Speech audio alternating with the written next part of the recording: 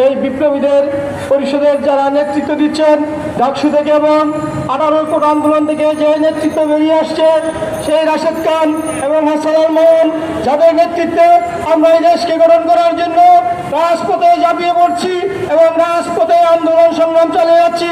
যে আন্দোলন আজকে করার কথা ছিল না, এই যে গণহত্যার বিচারের দাবি, সেই বিচারের দাবি আজকে আমাদের এই সরকারের কাছে করার কথা ছিল না।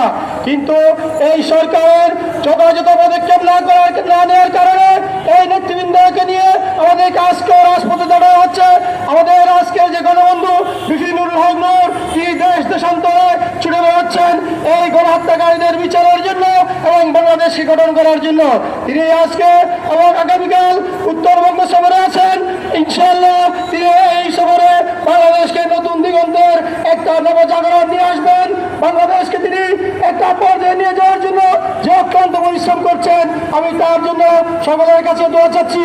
এবং আমাদের সামনে যে নেতৃত্ব আছে এই রাশেদ খান, তাদের অপবয়সে তারা তাদের যে নেতৃত্ব প্রতিষ্ঠিত করেছে, তারা এই যে বাংলাদেশকে নতুন করে আশার আলো জাগানোর জন্য আমাদেরকে রাজপথে নিয়ে এসেছে।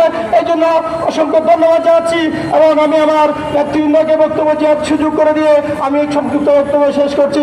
খুদা হাফেজ, আসসালামু আলাইকুম।